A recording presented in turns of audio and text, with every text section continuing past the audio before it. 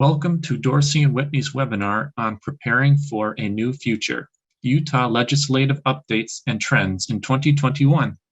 I'd like to introduce Troy Keller, a partner in Dorsey's Mergers and Acquisitions Groups. Troy, take it away. Thanks, Sean, and thanks everyone for attending. We're excited to do this webinar presentation today. We like the timing of doing a mid-year legislative update. I know we all, we're seeing a lot of updates and changes earlier in the year, and we're in that kind of time of year where we start looking ahead to the next. And but still, the things that the legislature did a few months back are still highly relevant and new. And we're going to talk about a bunch of different things. It'll be a bit of a tour de force on legislative and policy trends. We're going to touch briefly on a number of things that are important here in Utah, particularly for Utah businesses and employers. While we have a lot to cover, I'm optimistic we'll have some time at the end. So please put your questions in the chat as you come up with them, and we'll address them either during the chat, either during the discussion, or at the end. If we run out of time, however, we'll keep those questions. We'll take a look at them and divvy them up among us, and then one of us will get back to you. So why we were here today? 2021 is another unique year on the heels of 2020. I was thinking this morning how economists talk about secular trends, which means economic trends that are long-term and persistent, that aren't cyclical, that kind of head off into the future. And if you can identify those, that's really important for businesses. It's important for policymaking, for economic decisions. In Utah, we have seen what could be the beginning of some new secular trends, things like high housing costs, workforce shortages, remote workplaces, lowering birth rates, and a new approach, it seems, to federal spending with stimulus after stimulus and infrastructure, a number of things that are macro trends, but also some Utah trends. All of these are important to business and present new challenges and opportunities. So today, I am thrilled to be joined by two of Utah's leading legislators, Todd Weiler and Brian King. By way of quick introduction, Todd has been in the Utah Senate since 2012. He's a prominent voice on important local and national topics. He represents District 23 in Davis County. His Toddcast podcast, I hope it's okay that I'm bringing that up, Todd, I love it, is a must listen for legislative happenings here in Utah. He's a practicing attorney at Christensen and Jensen. We also claim him as a Dorsey alum. And then Brian King is the minority leader in the Utah House of Representatives. And Brian was first elected in 2008, so he's fully tenured, or more so, one of our most experienced legislators, and as I mentioned, a leader in the House. He represents District 28 in Salt Lake and part of Summit County. He's also a practicing attorney, so we've got three lawyers. So what could go wrong? I'm excited to have them with us today. And I've listened to Brian and Todd on Todd's podcast, and they are great. They are not shy to share their opinions, but they're both very level-headed, and I think understand what this audience is interested in hearing. So with that, how we thought we'd start is just let Brian and Todd talk for a minute about what's most current in their minds, and obviously, and maybe even ask them to touch a little bit on the last few days with the Delta variant, increasing the numbers of cases, hospitalizations in Utah, their views on what, just as of today, what's prominent in their minds as a legislator, and go from there. So Brian, do you want to kick us off? Yeah, sure. One of the things that we wanted to talk about was what kind of things, as you mentioned, Troy, we've had the pandemic impact us in a way that has been remarkable. I think everybody feels that way. We've been dealing with that for a little less than 18 months now. And one of the things that we did at the Utah State Legislature is we were fortunate to finish the 2020 session in time to, it was immediately before the pandemic, the WHO declared a global pandemic in a way that really shut down everything in the country and state. And we felt lucky to get out of the session, finish our 2020 session right before that happened. but we immediately recognized what kind of impact that would have on our state budgets. That was our first and foremost consideration, is how does this impact the state of Utah fiscally? And so we called ourselves back into a special session.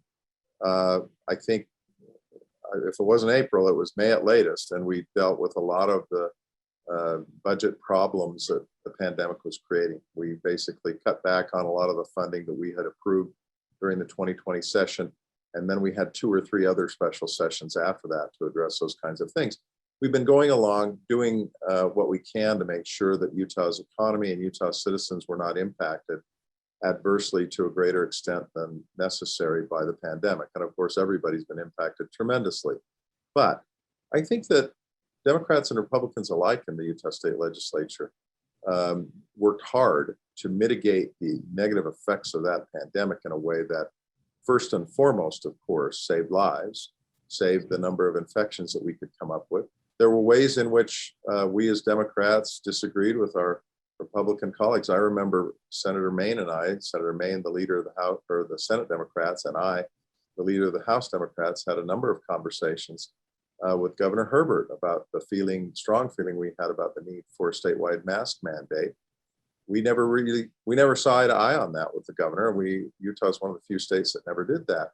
But we came through the pandemic in a way that, better than many states, of course, both economically and in terms of health outcomes. And then going into the 2021 session, we worked hard to come up with a method to mitigate the effects of the pandemic there. And we were lucky had good foresight and preparations in putting in place some reasonable provisions to ensure that members of the legislature and staff did not get infected. We had a full legislative session, took a lot of precautions in terms of mask wearing, took a lot of precautions in terms of, we had plexiglass shields up in the House between the chamber desks that we ended up getting rid of about halfway through the session. But we felt comfortable and lucky that we didn't get significant infections among the members of the legislature at large or among the staff or the public. We took some action to ensure that that wouldn't happen, to decrease the likelihood that that would happen. And it impacted public input to some degree, but from a technological perspective, we did what we could to ensure that the public continued to be involved. We put in place audiovisual capacity for our committee hearings. We put in place the capacity to have virtual input from the public in our committee hearings as part of COVID. So I think on the whole, we acted responsibly, we acted successfully, and I'm grateful that we, for the most part, have it behind us. You asked about the Delta variant. Those are the increasing numbers that we see in Utah and across the country are of concern. But so long as we have confidence that the vaccinations are effective against the Delta variant and either eliminating the ability to get the virus or at the very least, reducing the likelihood that those who do get the Delta variant are going to have much lower level of symptoms and much less serious symptoms. It's hard for me to see us really going back very aggressively unless there's a pretty significant change on the numbers for the variant. We in Utah have opened up. I was just in California a few days ago. In fact, got back from California just yesterday, went there Saturday. And it was remarkable to me to see how much of California is still shut down, not by government mandates so much as by the culture of being very careful and cautious there is greater than it is here. I think that we've got a little bit of a head start on the economic aspect of recovering from the pandemic. My hope is that it doesn't hurt us in terms of exposing more people to the virus than are going to be exposed if we took a more conservative approach in terms of protecting people. We'll see what happens.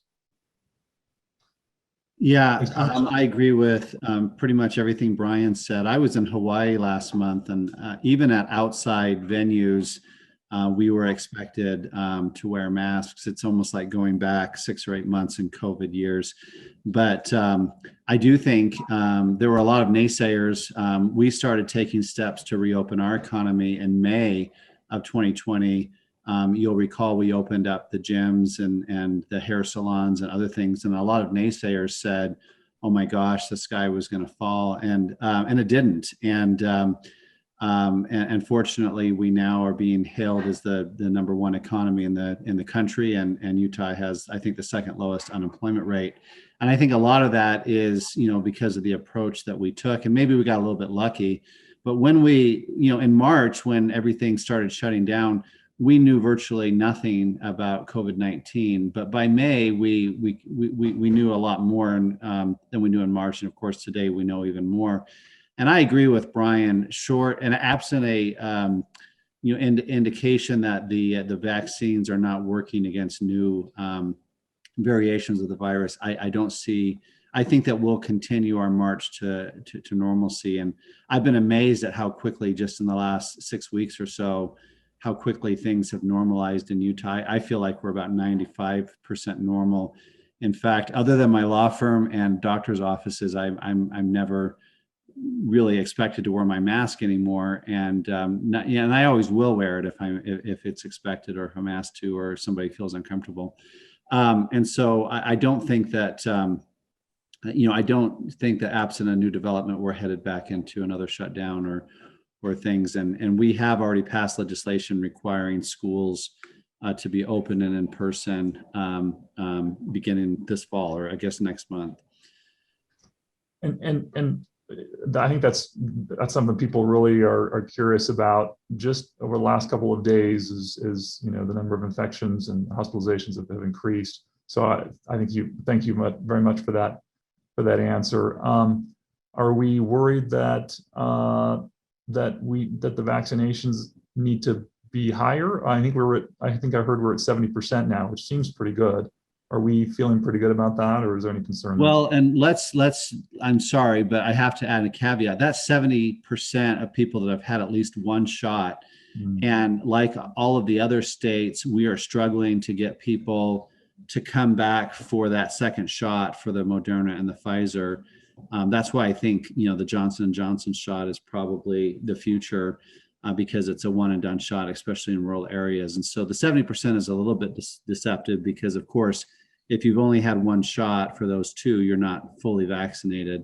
And so our numbers, I think, are much lower if you looked at how many people are actually fully vaccinated.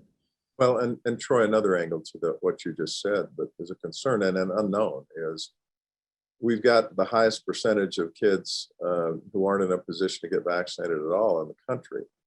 And so that, tying into what Senator Weiler said, that gives us more uncertainty and a little greater level of concern than we might have in other states who have higher vaccination rates and have lower numbers of children who aren't in a position to get vaccinated at all.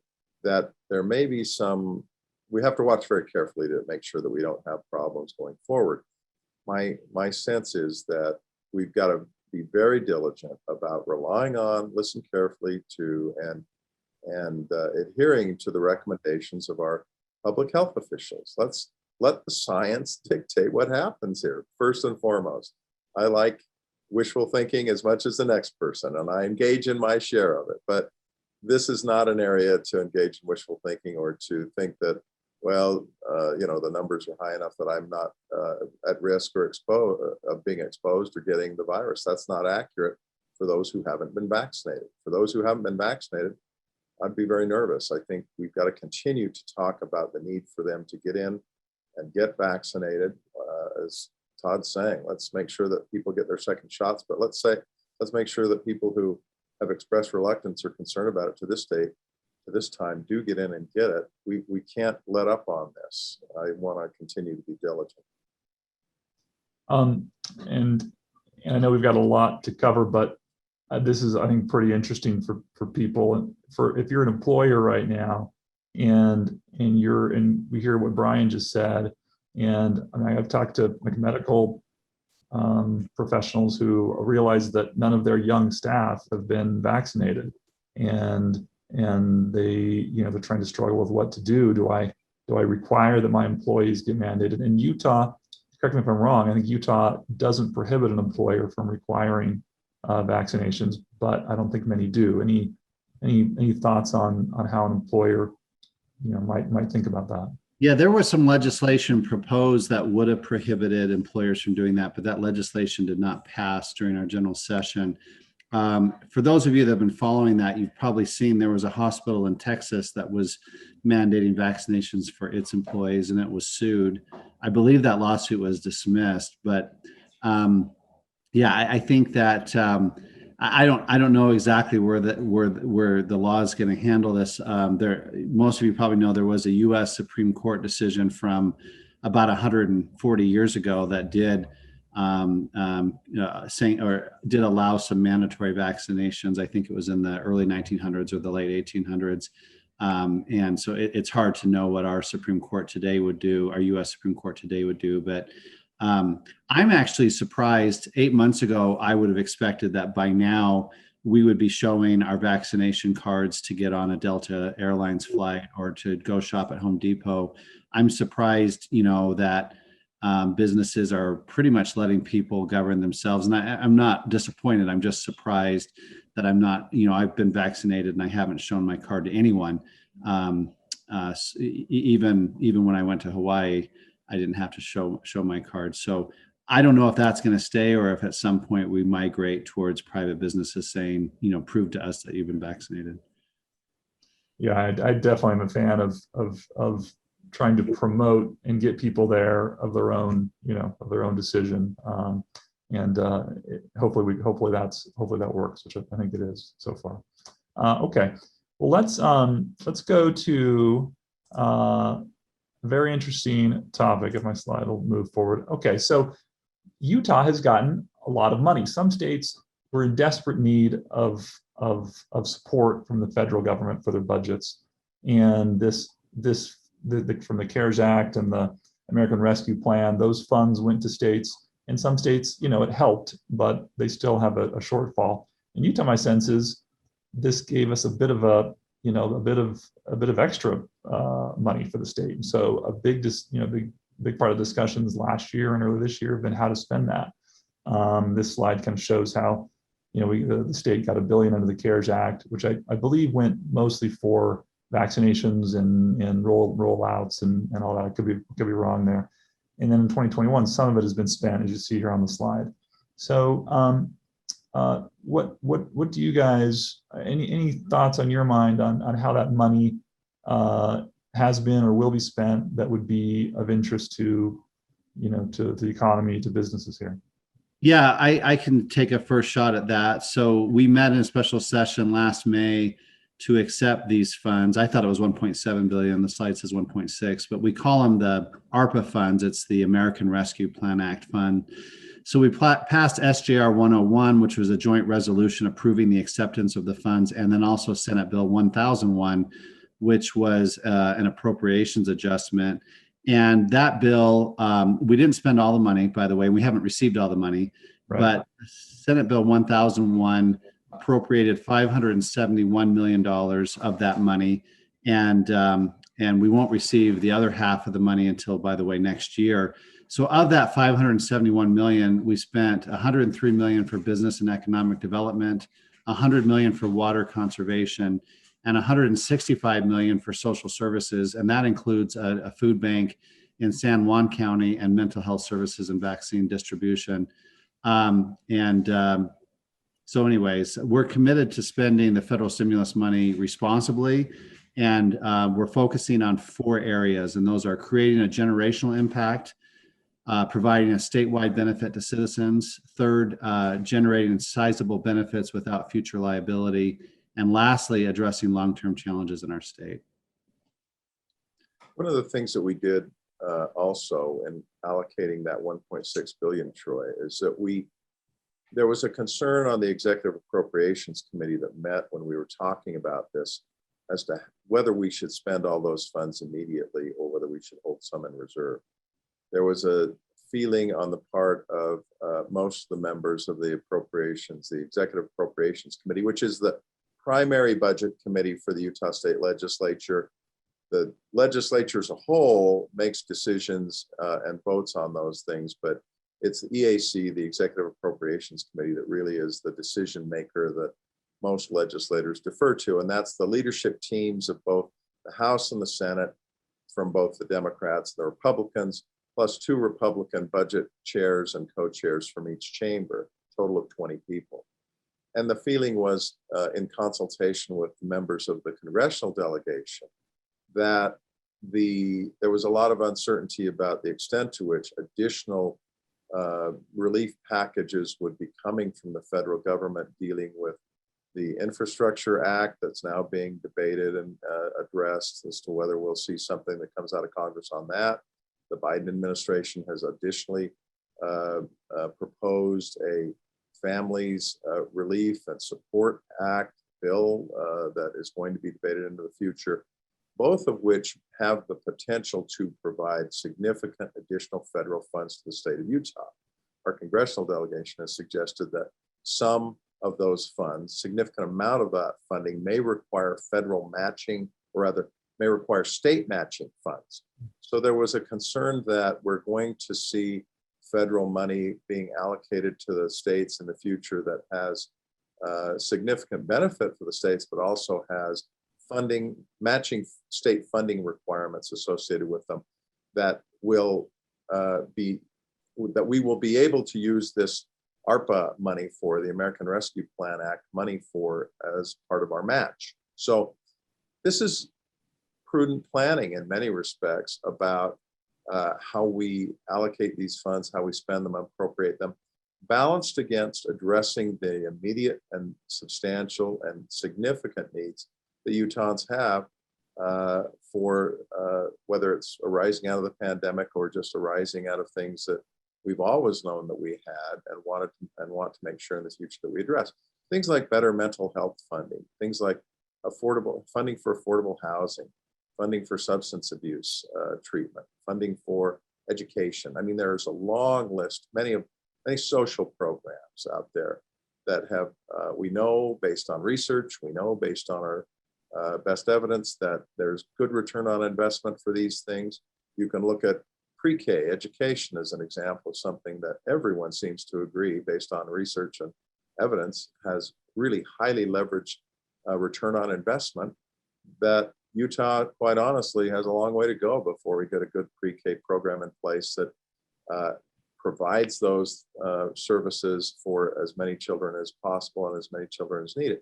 How do we use, if we can use federal funds for that kind of a thing? Well, we want to think carefully about that, and we want to obviously allocate those resources as wisely as possible. So the things that Senator Weiler's talked about are certainly important, and we've got a lot of other important things on the wish list of stuff that both Democrats and Republicans would like to see money spent on, both federal and state money spent on in the future that'll benefit Utahns. We may disagree about the details of how those things are spent, but there's a remarkable degree of common ground, quite honestly, I think. We'll talk about that more as we go on today, and how we spend both federal and state funds in ways that research and evidence shows really do have great return on investment. I love that Utah is in a position to be strategic with those funds versus just desperately needing them to bridge a budget shortfall. So and which Will said is very insightful.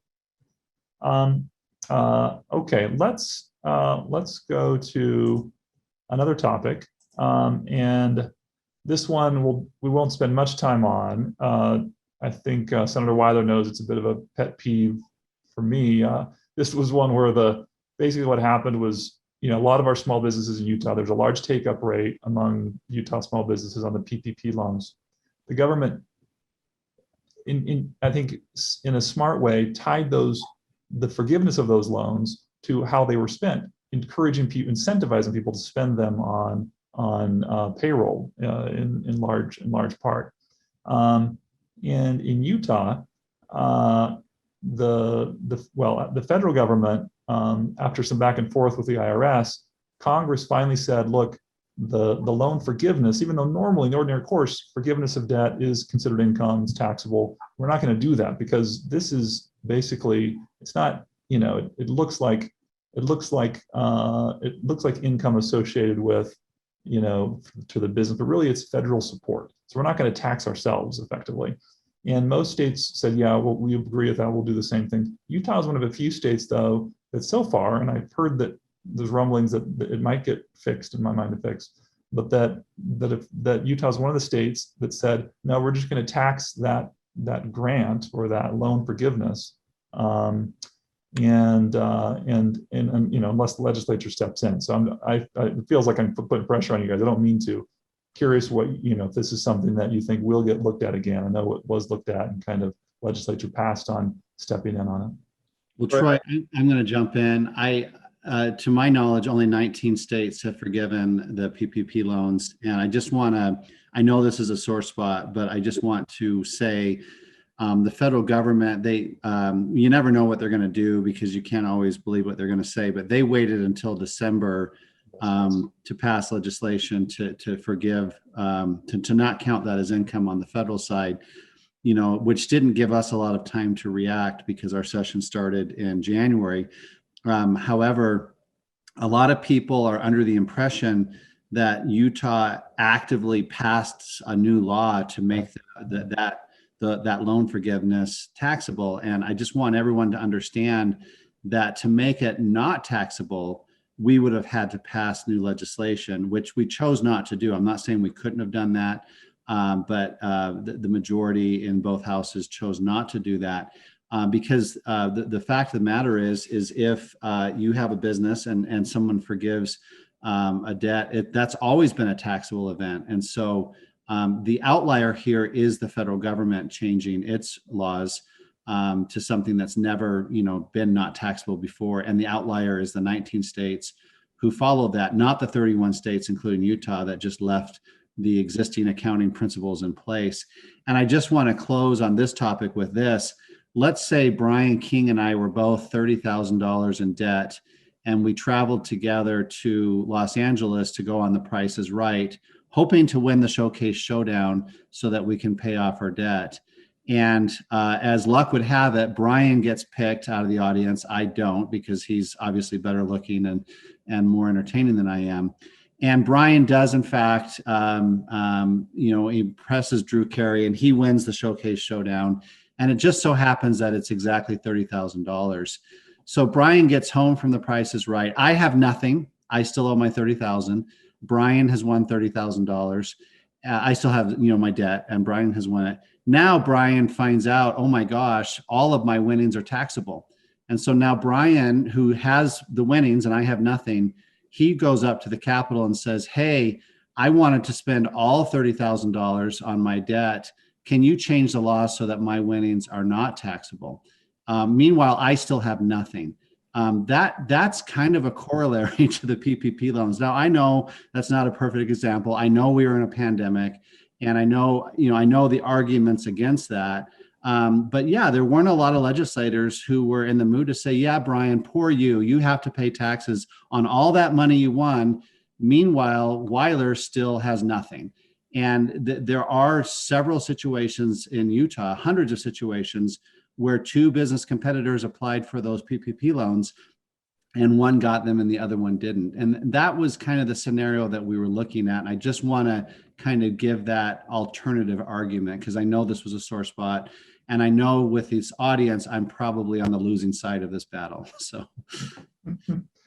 I don't want to add a lot to that other than it is true that this is an example of us trying at the state level from a budgetary perspective and appropriations, trying to anticipate what the federal government's going to do and modeling our approach last year in the summer and fall and early winter until the federal government came out and clearly told us how they were going to do this.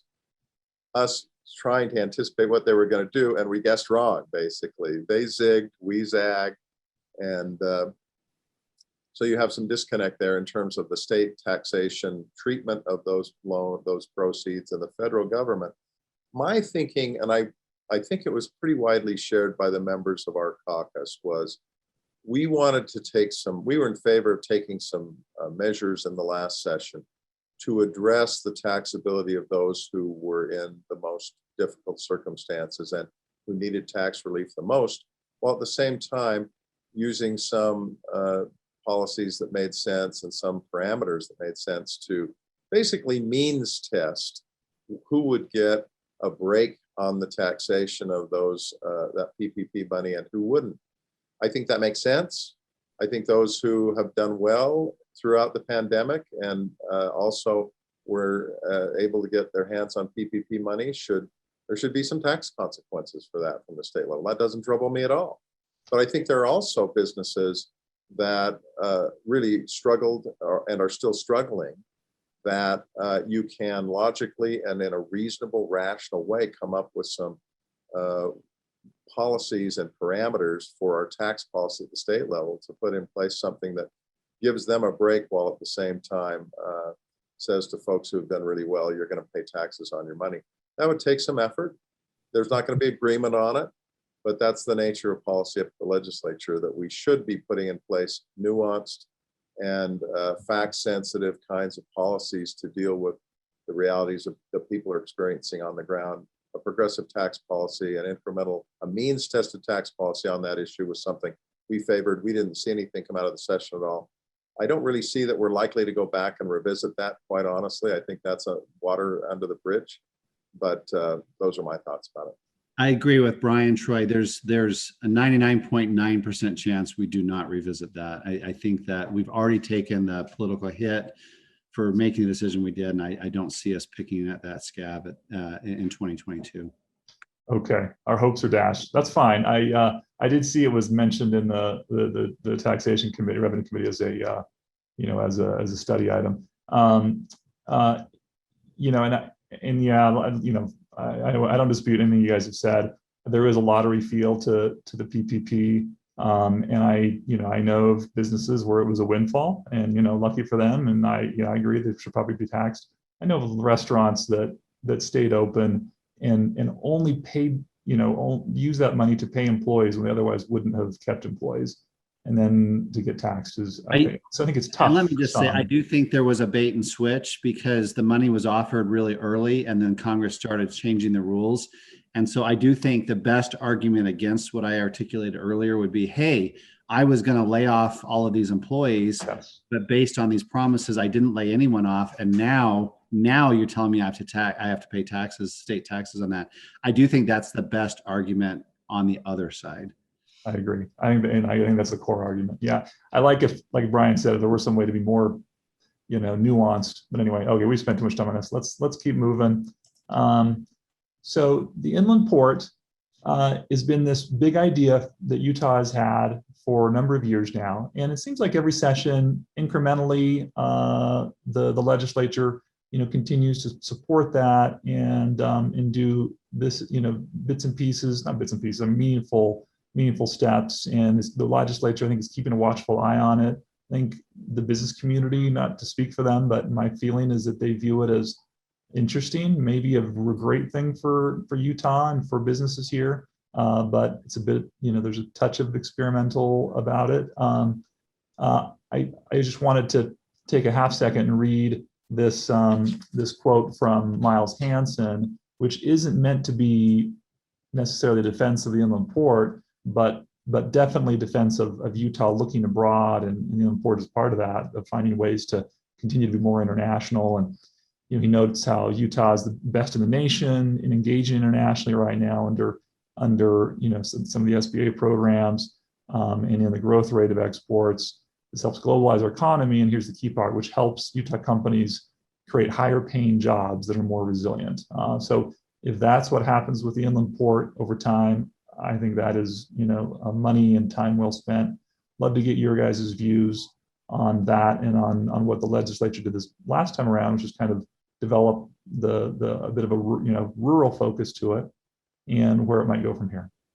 Right. The inland port was something that we put in place. I can't remember the exact year, maybe Todd, that was like 2018 session or 17 session, perhaps. It was one of the bills that went through during Speaker Greg Hughes' tenure.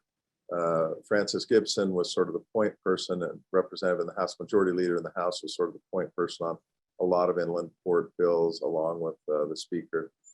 And it basically is something that it's controversial in the sense that it will bring a great deal more industry to the west side of Salt Lake City and the Salt Lake Valley. There are some environmental impacts there. There are some community impacts there. There are a lot of folks who feel, based on those considerations and others, that this is not a good idea.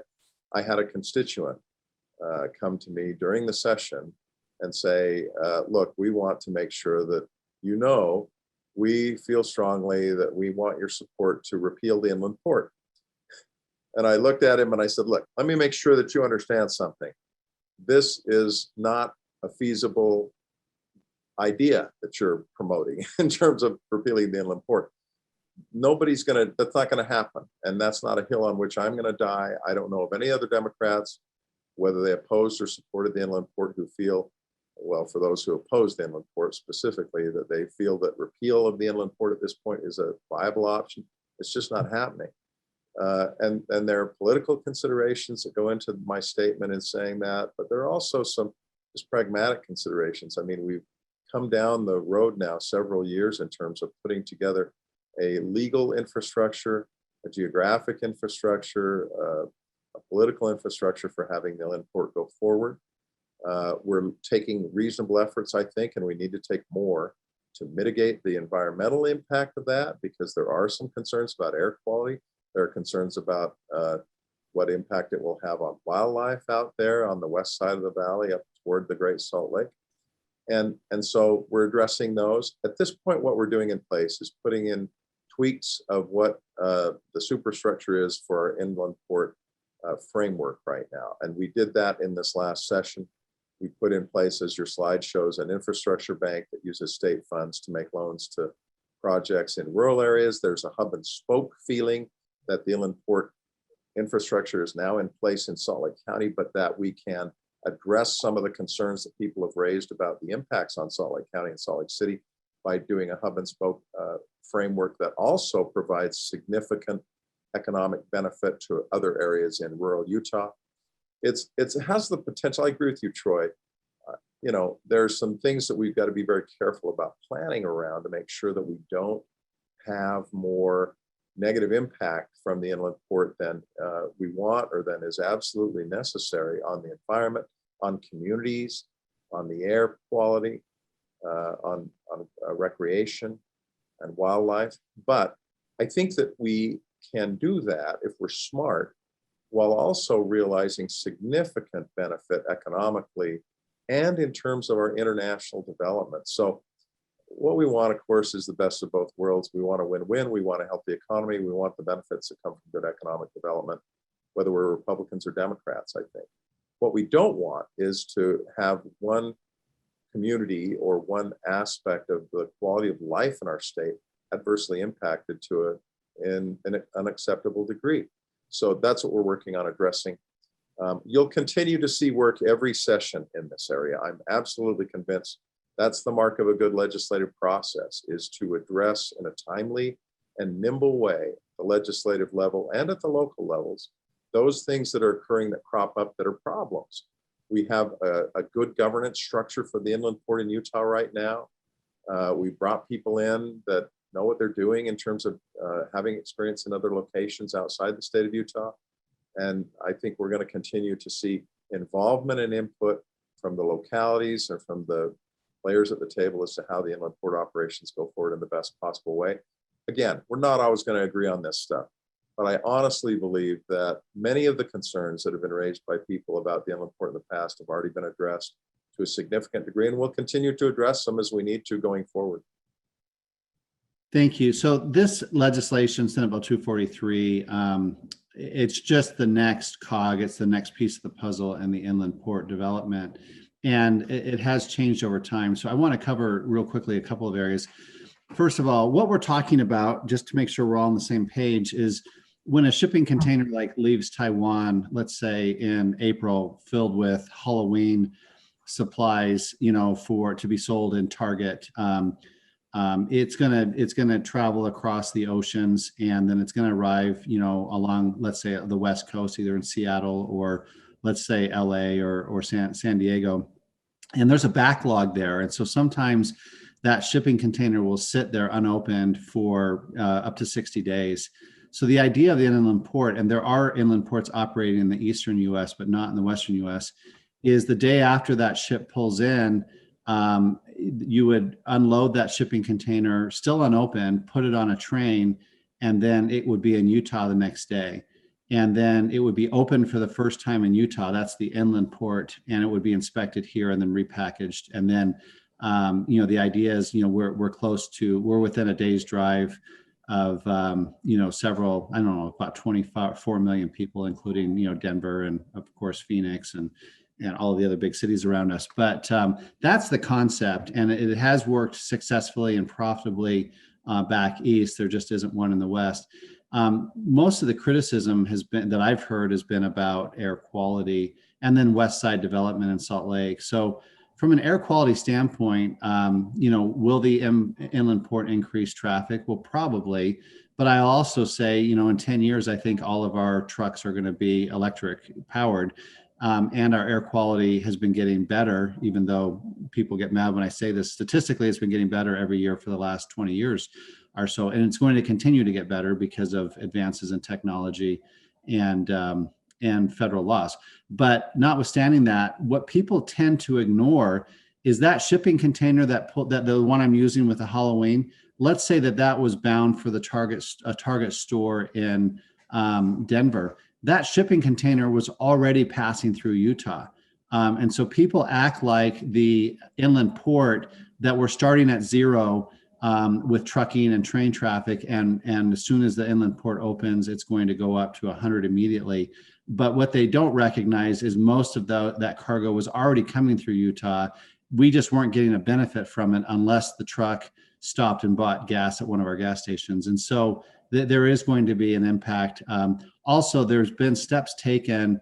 So the original idea was this inland port would all be hubbed just out west of the airport.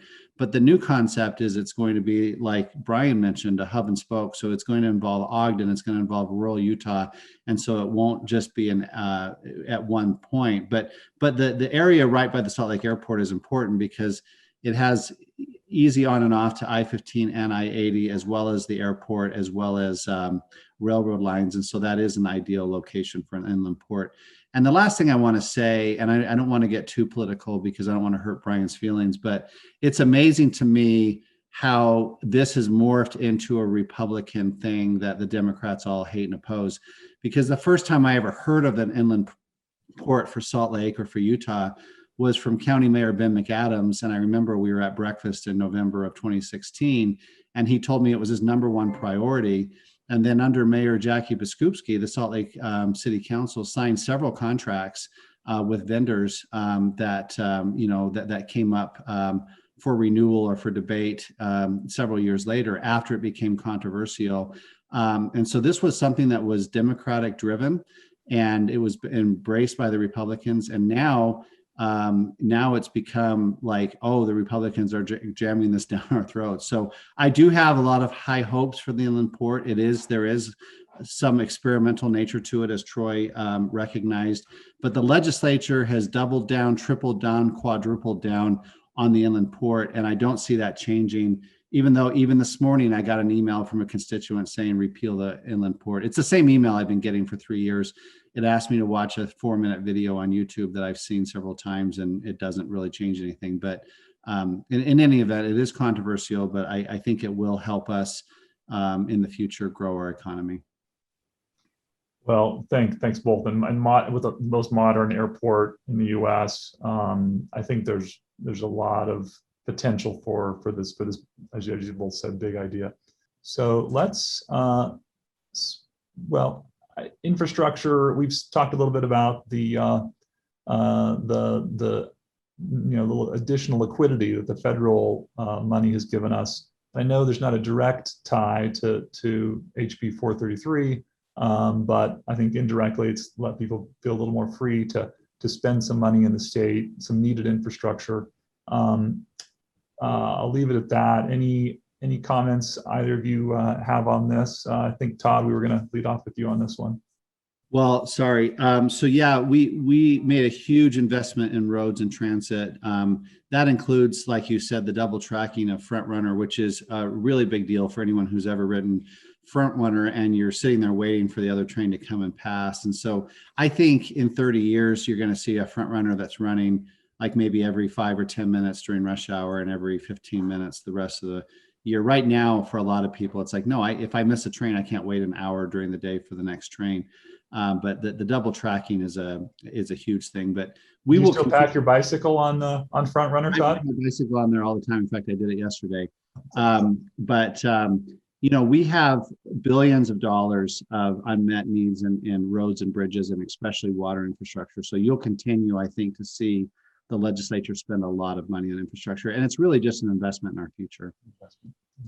The only thing I'd add, Troy, is that if it weren't for the federal funds coming from ARPA and from the legislation last year, which was passed in March or April by Congress, we wouldn't have the funds to do what we're trying to do here. So it bothers me a little bit at times when I hear people say, yes, we'll pat ourselves aggressively on the back of the legislature for having the best managed state in the country, without recognizing the degree to which our federal partners have facilitated us being able to do the kind of things that we do in Utah. We have done a great job in managing the budget in many, many respects in Utah. It has put us in a more advantageous position than I think most other states across the country. But let's be giving credit where credit's due in terms of the federal government stepping up and allowing a state like Utah to really use money for highly leveraged activities such as this infrastructure advancement that other states aren't in a position to use. Let's credit the federal government to a significant degree on that too. And it fits in so well with, I know, a strategy of the legislature, which is to help bring better jobs to rural Utah, and this is key for that. Do the road usage charges, to basically create a usage charge that's targeted for all vehicles, but targeted a little bit more towards the electric vehicles that otherwise don't pay a gas tax? What's 10 seconds? Do you think that's going to happen? Well, I think that I think it'll happen. I don't think it's a bad idea so long as you can come up with a way of doing it fairly and equitably. I got an email from a constituent who said she's been looking at this, thinking about it. She's a very sharp woman. She said, I looked at our road usage, and most of it, because we take a lot of road trips, is from out of state. And that's true for a lot of us. When you go on road trips, you may put 20,000 miles on your car in a year, all but 5,000 of it is out of state. And yet you get charged road usage as if you drove those 20,000 miles in state. I'd love to see some way of making sure that a road usage charge is focused on roads traveled within the state of Utah. I don't know that the technology exists to do that really clearly. My hope is if it doesn't exist, it will shortly develop, and it may very well exist right now. So I'd like to see this focused in a way that really addresses the concern, and it's a legitimate concern, about the fact that EVs are contributing to the downgrading of our road, the need for them to be repaired without paying significant fuel taxes to contribute to doing that. Yeah, real quick on that, Troy, UDOT tells us that they're so good at building roads that if nobody drove on them, they would literally last for 1,000 years.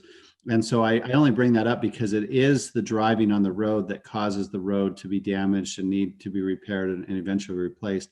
Also, a loaded semi-truck will do as much damage to a road as 5,000 passenger vehicles, commuter vehicles. Wow. And so people then say, well, why don't we just stick it to the, semi-truck companies? Well, they're bringing us the products that Amazon's delivering and that we're buying at Smith's and Walmart, et cetera. And so it's all interrelated. But I will say this, I think that what you're going to see sooner rather than later is every time you get on I-15, your license plate on your car is going to be scanned. And at the end of the month, you're going to get emailed a statement saying you drove 350 miles on I-15 this month and you owe us $35, or you owe us $3.50 or whatever it is. And I think that is the way that they're going to capture miles driven in the state. And Brian's right. Some people drive out of state. I don't think there's very many people that are driving 70%, 75% of their miles out of state. I think even, it may feel that way because you do it all at one time if you drive to Seattle or Phoenix, but driving to Provo and back, or Ogden and back, that adds up over time. And I think most people in Utah are driving most of their miles in state. Yeah, it sounds like that's the future. Okay. Okay, good. Well, and Brian, I know there is my family has an app where we all track where each other is with our phones. So, I think the technology's there, just maybe some privacy issues. Okay, so we've got just a few minutes and several things to go through. So we're going to do a bit of a quick hits. The next one we will actually skip, which is the economic development. These things are targeted towards, not necessarily outside businesses, but improving jobs in the state. There are a number of initiatives that the legislature has taken, and some of them are very interesting. But I think to get to some stuff that's a little more relevant for today's employers here in the state, we'll do that. Unless, again, Congressman or Senator, if there's something you think we need to pause here on, we'll probably skip this one. Okay, so data privacy. This is a bill that was introduced, and I think was fairly controversial in the business community because it would have meant extra compliance costs. A lot of people have asked me if it's coming back. Todd? Yeah, so I talked to the bill sponsor, who happens to be an attorney. It's Kirk Cullimore, and this is the 2021 was the second year that he ran it. He's not sure if it's coming back, but I want all of our attendees to know this was an effort to be business friendly, because the idea is that Utah would pass a bill that was less onerous on businesses than the California law. And of course, the hard thing is people are already trying to comply with California and with Europe or the EU. And then if you get a third one on top of it, that's going to complicate things more. But it was also an effort to kind of put a stake in the ground, because the Uniform Law Commission, which involves representatives from all 50 states, including Representative Lowry Snow and Mike McKell from Utah, they have been working on a data privacy bill that would be much more onerous on businesses than California, much more consumer friendly. And so I think the impetus for this bill was that if we could get Utah and some other states to pass something less onerous than California, that maybe that could become the standard, and we wouldn't get railroaded into a national standard. Everyone seems to agree in this space that this is something that Congress should do on a federal level. But no one believes that Congress is capable of pulling that off and actually passing anything. So this may come back, but I want your viewers to know that this was intended to be business friendly. I should have said that. And yes, and the strategy was not a bad one, isn't a bad one. If we can get other states to adopt the same bill, this would be heaven for businesses. If it was a uniform 50-state bill, what Senator Cullimore presented would be fantastic. It's just kind of having one more on top of a bunch of others to comply with. Troy, the only thing I would add to what the senator said, what Todd said, is I think everybody knows this is not going away. There are more and more there's more and more technology being developed that allows apps, huge companies, small companies, to get and mine more data about our personal lives and where we are and when we're there and who we're with. And there are some significant data privacy issues with regard to that have to be balanced carefully against legitimate business interests.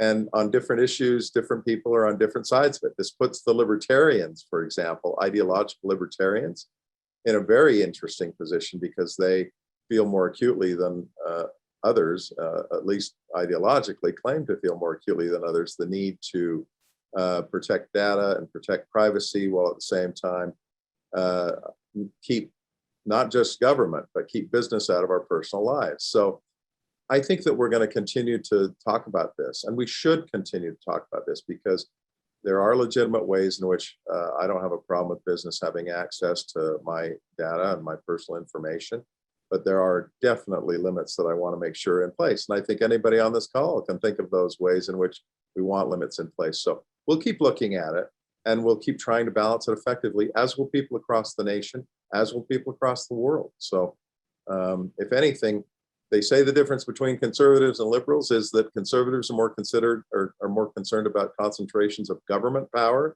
and liberals are more concerned about concentrations of economic power. We'll see those two things come together and clash in this area in a very interesting way. And I look forward to the discussion. It'll be intellectually stimulating, if nothing else. Fantastic. Great insights. Okay, so let's go to affordable housing. Literally 30 seconds on this one, Congressman.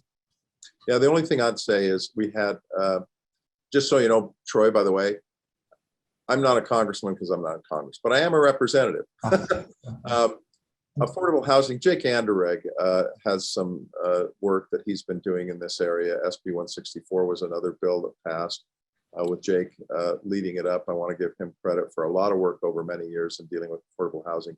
HB 82 is another bill that we passed. You're going to see more work. You have seen significant work done by the legislature in the past in terms of allocating additional funds for housing, particularly to affordable people who are in the affordable range. It's one thing to allocate funding for housing and to put in place, as we have done at the legislature, latitude to provide tax credits and other financial incentives for the building of housing.